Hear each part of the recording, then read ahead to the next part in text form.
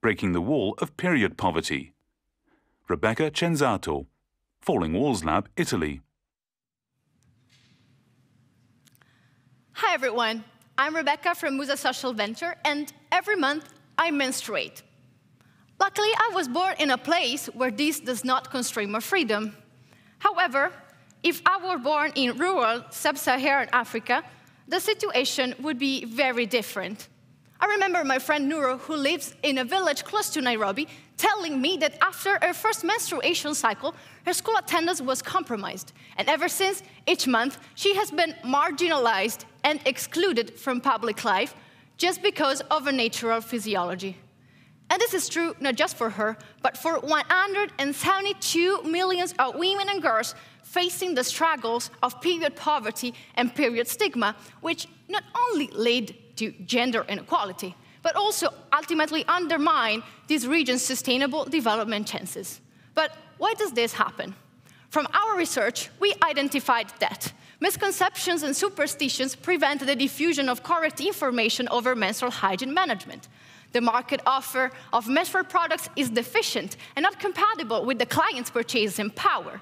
And lastly, prospect menstrual waste management is not supported by adequate infrastructure, which harms the surrounding environment. What to do then?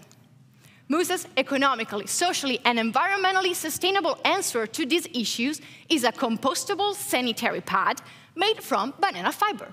Banana fiber is a material which is easily sourced in local because it is extracted from the plant's pseudostem, which is a waste product from the largely present banana cultivations in sub-Saharan regions. The sanitary pads will be produced and distributed by the members of the rural communities in which Musa will operate. We have developed a delocalized production model that relies on a semi-automatic energy and water-saving production line that can easily scale. Community members will be trained and employed in the many factories favoring awareness creation and acceptability. The innovative design that we prototyped is partially reusable. This allows Musa's sanitary pad to be not only comfortable and affordable, but also more hygienic than fully reusable solutions.